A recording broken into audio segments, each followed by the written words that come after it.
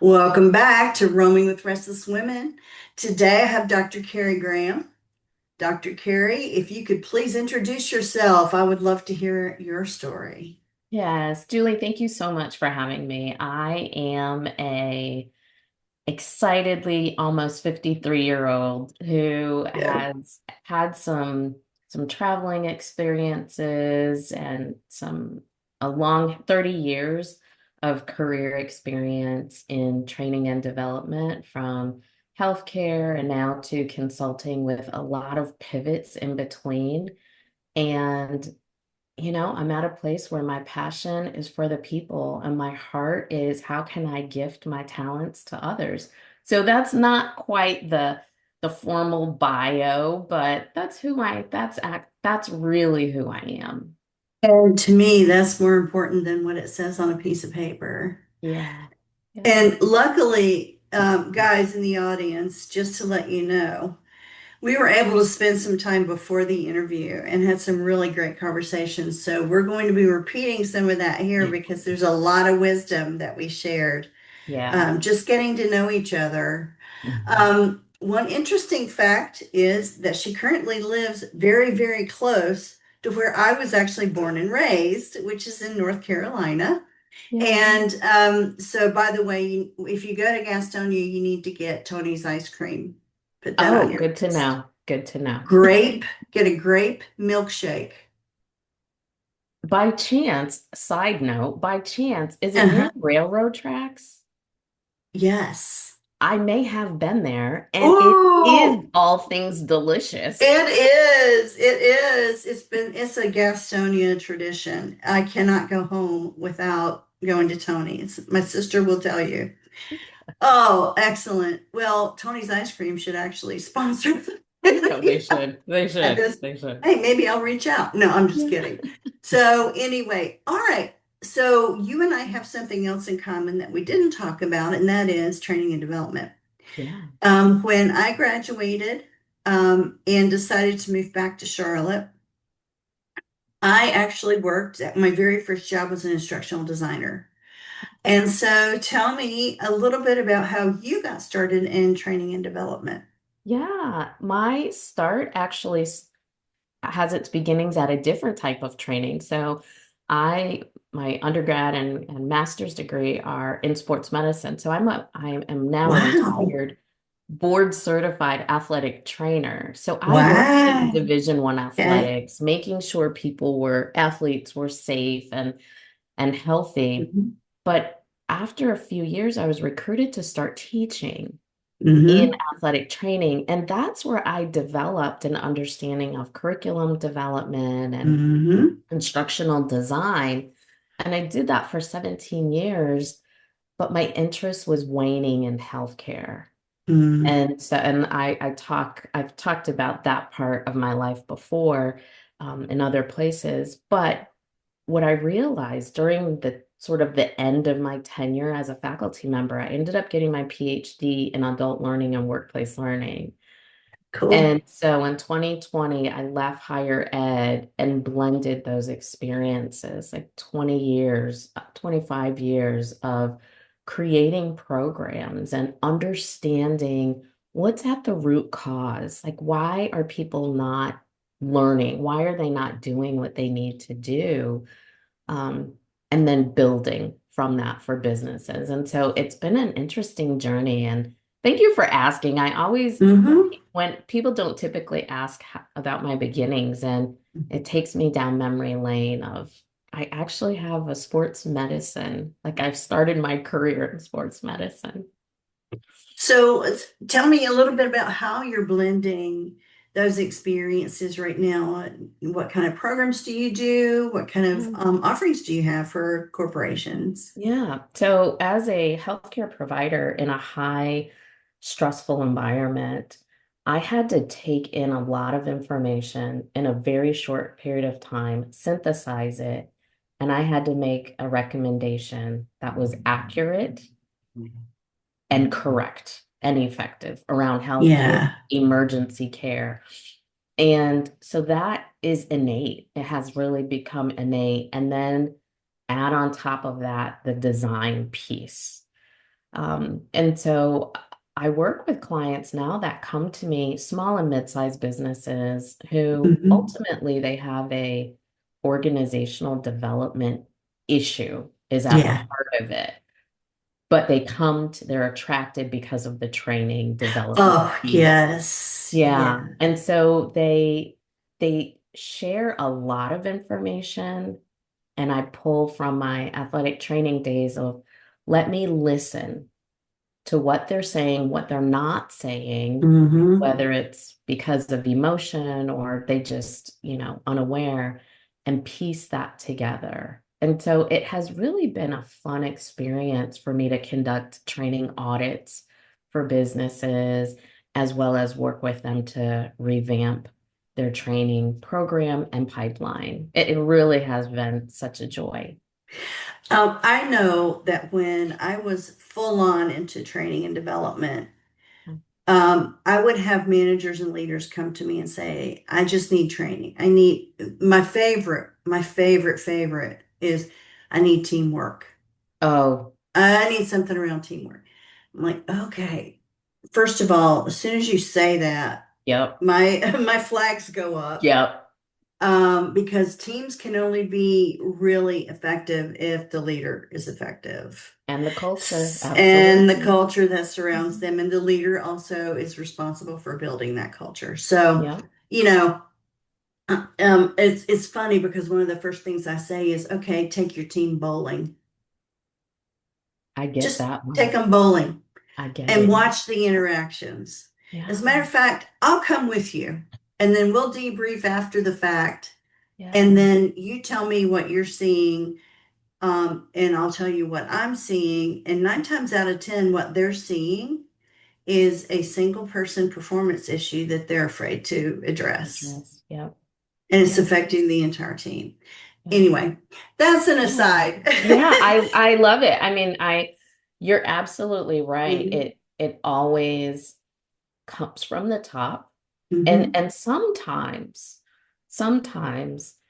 the middle manager or the yeah, mostly the middleman. Like Yeah, that's not the leadership point that right. needs to be addressed. It is truly we have a corporate wide issue that needs to come from the C-suite and the executive. It Right. has to come. We need to look at the promoted, and I put that in quotes intentionally, vision and mission.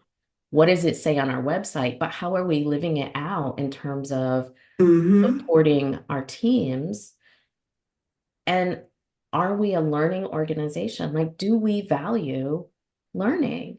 And if we say we do, it has to come from the CEO all the way Hmm. down to, or not down, but all the way through to the person that just signed the contract to work with you. And so it's that approach that I take. And working with small and medium-sized businesses, they're at a place where they can move more quickly on that change, which I Hmm. love because they Yeah. get to see the results pretty quickly. But nevertheless, it's the leader. Like it's It's always the leader. it's the leader. Yeah, it really is. It's like it's always the butler, you know. Yes, yes, It's always, always the leader. always. Yeah. So, how about what you're, give me an example of what you're doing currently that has just been one of the best projects you've worked on recently, and what made it Yeah. so good? Yeah. So aside from the client projects that are like 6 to 9 months long, Mm-hmm. that I every meeting my client is empowered and they tell me they're like, Carrie, I didn't know this and I now know I can make a better decision, in whatever area. And so that lights me up every meeting Yeah, with a client. But something that I have worked on and have launched it recently that I don't have direct contact with the user on is a training assessment quiz. yeah, And I've been wanting for a couple years to provide. people with a self-assessment, right? Like it's Hmm. safe, they feel safe, like no one's gonna Right. know and I can be honest. And so I launched it a couple months ago, and the questions, it's only 10 questions, but they really get at the key issues. Is it a culture leadership problem? Is it a systems wide, you don't have a system in place around your learning? Yeah. Or is it something else? And so looking at the results of what people, because I get the results. So just looking at what they've put down, and it has been fascinating, absolutely fascinating. Now, as you know, I don't want people to take a quiz, get a score out of 100, and they're like, what do I do with this? So Yeah. it includes, a report based on their score of what their best next steps. But, having someone take the quiz and they've scored really high, like 80s, 90s to 100, like, yes, organizations are getting it right. Yeah. But then to see someone in the 40% of 100, it's heartbreaking. It It really is is. breaking because the individual is struggling, the business is struggling, and the teams or the employees are also struggling. And so, in that regard, my word of encouragement is that I pray, truly, I pray that people will answer the call, Hmm. reach out and say, Carrie, let's have a conversation. Hmm. Yeah. Yeah. Yeah. Well, and the nice thing is that that you're really concerned with Yeah. the whole system. Yeah. It's every individual within that system, it's the leadership of that system, and it's Mhm. recognizing that without good, strong companies, we have people that are stressed out every single day working Yeah. for companies that don't invest in their continuing improvement, that don't reward curiosity and Mhm. innovation. So, what's going to happen with that company and with all of those individuals? They're going to wind up not being able to feed their families. And that's kind of the biggest, Absolutely. scariest thing, especially Hmm. given the job numbers we just saw this week. Yeah. You You know, know, it's we need I strong companies to hire these people to make sure that they can Mhm. continue to grow and learn. And um, the scary part for me is I just read something on the whole AI Yeah. discussion. Yeah. Half of me is like the boomer half of me. Let me put it that way. The boomer half of me is saying I'm terrified of this. Hmm. Uh, uh, where is the humanity in this? Hmm. I'm terrified of it and I'm afraid of it. And the Gen X part of me is saying, let's go all out, let's learn as much as we possibly can, and let's put this thing into practice because it's not going to go away. Yeah. Yeah. So I struggle between the two because ultimately I don't trust who's in charge of it. Well, that's the critical part. That is the critical part. I have Yep. not been an early adopter. I am a true Gen X, like a mid Gen Xer, and I did Hmm. not adopt AI early on, but I exactly what you just said. I recognize like this isn't going away. And Hmm. even though my initial concerns were around the ethics of Yeah. use, particularly in learning and development, training and development. The Yeah, bias. like Yeah. all of that, right? Absolutely. And so I'm exploring, I'm using, I'm reading and such, and it's not going away, but I want to share something with you. You alluded to it a minute ago. I have a heart for people. Yeah. And the reason people sometimes say, well, what's your why? And I said, it is the people, because people spend so much time at work that when an organization requires them to go to a training, the training is ineffective, yet their work is still piling up and they're reprimanded for not doing the work. Right. That individual goes home depleted. And who's at home? Their loved ones who they don't show up for because they are depleted. They can't, and they don't show up for their communities. They don't show up for themselves. So that's Hmm. why I do this work. But I wanted to preface it, provide context, but I want to share this with you because it's infuriating, but also heartbreaking. 3 months ago, a gentleman reached out to me and he was referred to me by someone, a mutual connection on LinkedIn. And Carrie, we've got all of these trainings. I need help. I'm the only person in my 5 location organization. So we're not talking a small mom and pop. Like this is a large business. He goes, I'm the only person that does learning and development, and I'm drowning. I'm Oh, stressed. Like he's telling me his feelings and such. So we meet, and he says, I need to pull someone else, our risk manager, into the conversation. Of course you do. No problem. I have that conversation. They ask for a proposal. Prior to me submitting the proposal, I met with this gentleman face to face, and he goes, I want to show you everything we have. I said, absolutely. I want to see it all. oh, wow. Julie, he had 2 of the 4-inch 3-ring binders, and that was only a small portion of their material training content. And I said, okay. Why And is, so okay, first thing in my mind is why is it in a binder? right. Well, that was only part of it. There were other parts. He showed me all the folders online. Yeah, Like, yeah.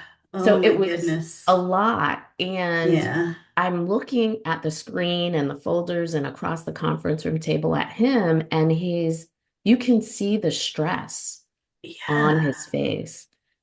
So I submit the proposal based on all of this.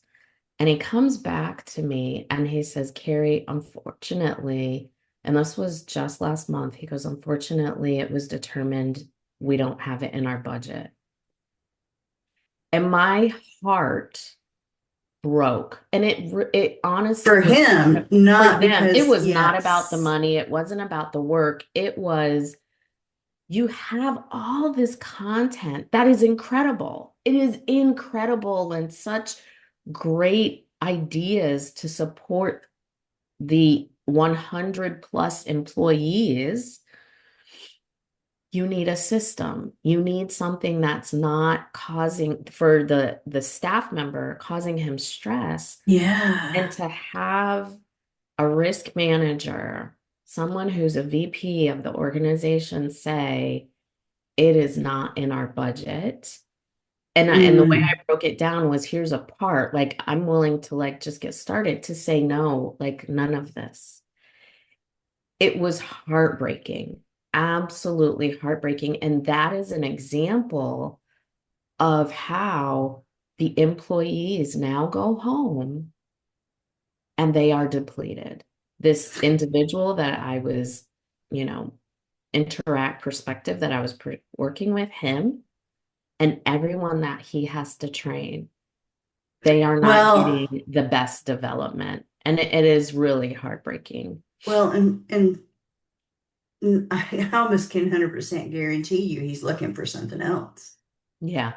Yeah, he's Well, not I going to will stay say around this. and be in that I situation. I will say this. He Hmm. did come to me leading with, we're gonna get a new LMS system. And so it goes back to your point about the AI, right? Like I looked at Right. what you're proposing, and like that is a great tool, but you gotta have a Yeah. system in place first. You have to have Yeah. a strategically designed system, and that's not what And a they. business case. It's Yeah, not just throw a tool at it. I've yep, seen that so many times for numerous things. One of the clients that I'm just getting done with the project right now. And I've done 1,000 of the, not 1,000, but you know what I mean. Feels yeah, like 1,000 yeah, ERP implementations. yeah, Okay, yep, so these humongous ones, worldwide audience, yep, multiple time zones, yeah, just massive. massive project teams, hundreds of people on a project team. Yep. And, we're responsible. I'm a change manager. So we're Hmm. responsible for training within change management Yep. as well as all the other stuff. Communications, change champions, Yeah. all of that stuff. All of it. Yeah. And adoption. Mm. Well, when you turn one system off and you turn the other one on, you're Yes. going to get adoption. If Yes. people, Yes. if people want to Yes. keep their jobs, they're going to figure Hmm. it out. That's not ultimate, but that's the What reality, happens? Yep. correct? Yep. And so, yeah, we just finished a big implementation. On Monday, it went live. So we're sitting back and holding our breaths right now, just Yeah. waiting for the avalanche of, oh no, we didn't think of X, Y, and Yep. Z. Yep. But I get it. I get it. The whole throw a tool at it Yeah. and it'll fix a problem. Not necessarily. Luckily, this organization had at least gone through the main business processes and the Good. main Good. staffing and you know job changes and all Yeah. that other Yeah. stuff. So they had some good leadership on it, which is great at the So very important. beginning. So Right, important. right. But with my stuff, I have a little piece. I don't have the whole thing. So Gotcha. it's gratifying, I'm sure, for you that you have the opportunity to work with smaller organizations where you Yeah. can see from Yeah. beginning soup to nuts. And I've had Yes. those as well, and I really enjoy them actually more than I Yeah. do the big, big, big ones. Yeah. I feel, well, not Yeah. I feel, but I know that in those projects, there's always an opportunity to educate. And Yeah. even if it's one or, a very small team that I'm working with for the business, to educate them on best practices. And that is the greatest joy because I know if they understand the best practice, it's a ripple effect. They will continue to implement those best practices. And that's Mhm. ultimately what happens is people are not employing either best practices or practices that evolve. And before we hit record, you and I were talking about how people are using outdated um, behaviors and approaches in business, and they just do not fit and they cause a lot of damage. And Yeah. so you have to understand the evolution of the individuals within your organization and look beyond teams and employees as simply an asset, like a I can't think of a word, but that's that over 50 part right there. But like The widget, a as a widget or a widgeted cog in the asset in the wheel. Yeah, organization. Yeah. you're exactly right. Mhm, mhm. Well, is there anything before we get to my final three questions that you want to share as far as wisdom goes? Thank you. Thank you Mm, for that invitation. I would say something that I consistently share is if you're in the training space, think about who the individual user is and not based on what you see, but actually take time to appreciate if they're mid-career, what does that mean? That means they're probably of a certain age. They may or may not have children, but they're probably wrestling with caring for another human in transition. And so just think about people from a human perspective. yeah, you never know what's going on with people Mhm, mhm. at any given point in time. Yeah. And leading with grace is Yes.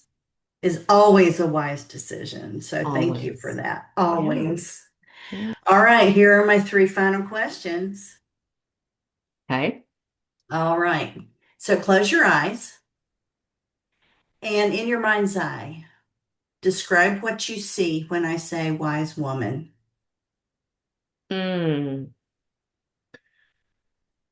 I first see all the gray hair. That is beautiful. I really do. I see all the gray hair that is incredibly beautiful, and I see a physical body that represents a lifetime of human interaction, success, missteps.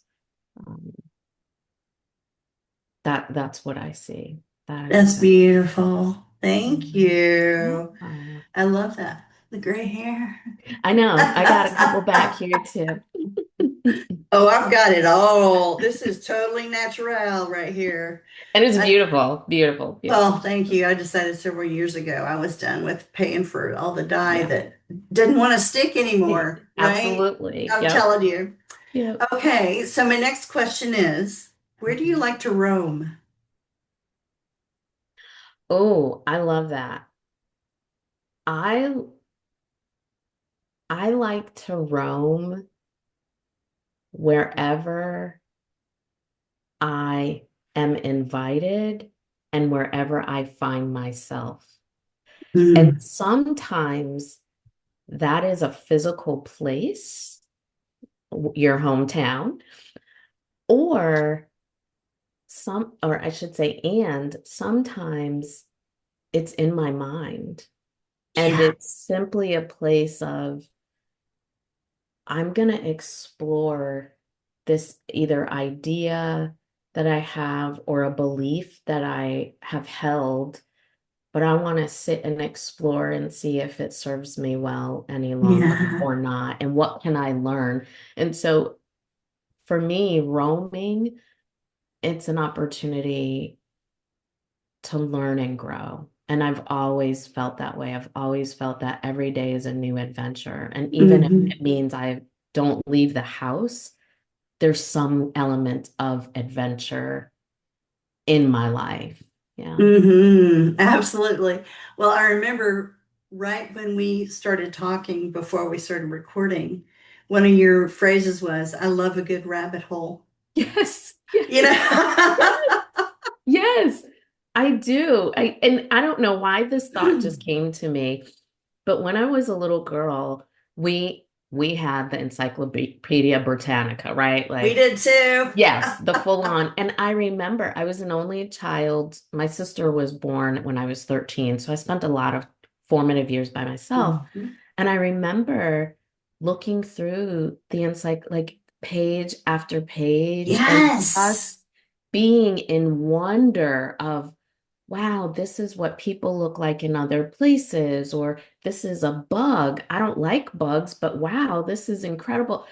And so I've always had that sense of roaming, but the hmm roaming that for me, I have roamed the world, and but it doesn't always have to be that. And Right. I love a good rabbit hole. I love a good rabbit hole. I love it. Love it. I love them too.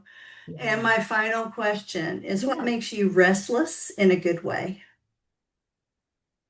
Oh, for me, this is new for me. Um, when you first asked the question, I thought restless in a negative way hmm because so often things would cause me to be restless in my spirit and I didn't understand, right? So typically what was happening is I was on a path that no longer was serving me and I wasn't Mm. paying attention to it not serving me. And so I was fighting it. So, but from a positive perspective, I would say it's probably the same thing. It's when I am on a path and I know, Carrie, this isn't serving you any longer. How are you going to change? Do I get off the path, which is fine, or do I change my perspective and stay on the path? Do I invite someone to help me or to join me while I'm on the path? And so, restlessness, the positive sense of restlessness at this stage of my life, again, it's an opportunity to learn and grow. It's alternatives. Yes, yes, Yes, yes. And I love absolutely. it. That what a great question, Julie. Thank you for I am really honored that you Oh, provided me an opportunity to think about that. Thank you. most people do. As soon as I say restless, it has a Mhm. negative connotation to a Yeah, lot of people. yeah. But in my mind, being restless is the core of what makes me adventurous and Mhm. curious and Mhm. uh, yeah, fidgety, Yeah, but something that continues to drive me yeah, as opposed to letting me sit still and stagnate. yeah. So to me, restless is a good thing. Yeah, I think about when, for some reason, that time when you said it, I thought of a bird, a small bird. They ruffle their feathers. They are Yeah. restless, but typically, shortly thereafter they ruffle their feathers, they take off. Yes. And that is a beautiful thing to just see a bird take off. So Yeah. I love it. Wow. Carrie, thank you so much for being part of the episode. And how can people get a hold of you? Oh, please visit me at my website, drcarriegraham.com, DrCarriegraham.com. And for those Mhm. that love social media, I'm on LinkedIn. Same Sounds great. thing. I'll put both of those in the show notes. Yes, And friends, thank you for joining this episode. I hope you enjoyed it. I know I did. I did Thank you so too. much, Carrie, and we will talk to you later. Thank you, Julie. Julie Noonan here. Thank you so much for listening to Roaming with Restless Women. If you're a successful senior woman leader who would like to be on this program, please visit podcast.intuitivewisdomcoach.com. If you enjoyed this interview, please share this episode on social media and make sure to subscribe so you don't miss any future episodes. Your thumbs ups and reviews go a long way.